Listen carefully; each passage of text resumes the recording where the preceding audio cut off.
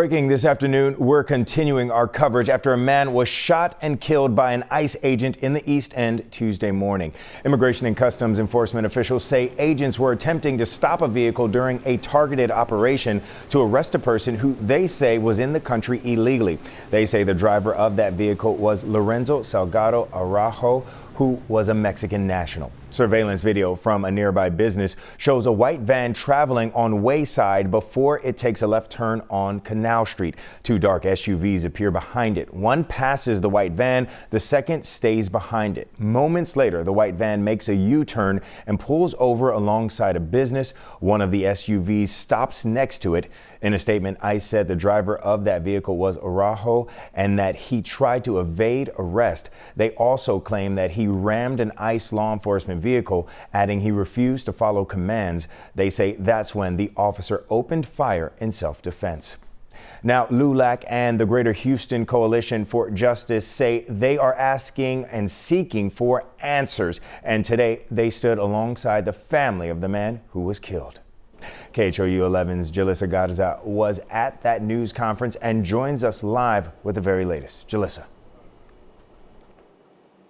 Hey there, Trayson. Good afternoon. The big update that we have is we heard from the family for the first time. The oldest son of Lorenzo Salgado Araujo, Ronaldo Salgado, spoke on behalf of their family. He described his father as humble and kind, and even walked through how he found out his father had been shot. Now, take a look at your screen. Do want to show you some of the video from the press conference today. This is Ronaldo Salgado walking into the room where the press conference was held alongside his brother. Both of them were holding photos of their father. The family stood alongside LULAC, the Greater Houston Coalition for Justice, and leaders from the local level to those who represent parts of Houston and Washington.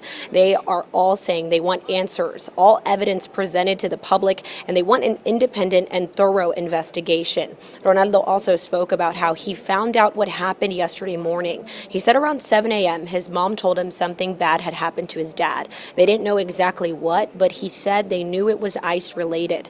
Moments later, he drove to his dad's work site looking for his van. Then around 8 a.m., he said he saw on social media there was ICE activity in the East End near Wayside and Canal. He said he didn't think it was his dad, but he had to make sure. By 8:35 a.m., I arrived in the East End to find Canal Street blocked off. I saw my dad's van, but no sign of him. I frantically called family, friends, loved ones to see if they can find any information. I saw a video posted on Facebook that he had been shot. I recognized him immediately. Not from his appearance, but from his voice, crying for help as he lay on the street, bleeding out. And as the family continues to grieve and ask for transparency and answers, so are local leaders like Congressman Al Green. He is now asking the House Committee on Homeland Security to hold a hearing on the deadly ICE shooting. Now, our team will continue our coverage throughout this afternoon, so just be sure to stick with us on air and online. For now, reporting live in North Houston, Jalissa Garza, KHOU 11 News. Wow, emotional moments there from his son. Thank you so much, Jalissa. Houston Mayor John Whitmire also sharing public comments about the shooting for the first time. The mayor and many other council members shared their condolences with the family of Lorenzo Salgado Araujo. He made it clear also that the Houston Police Department was not involved in this incident. He says he is in contact with federally elected officials. Our prayers go out to the family and the community that feels the pain and anxiety.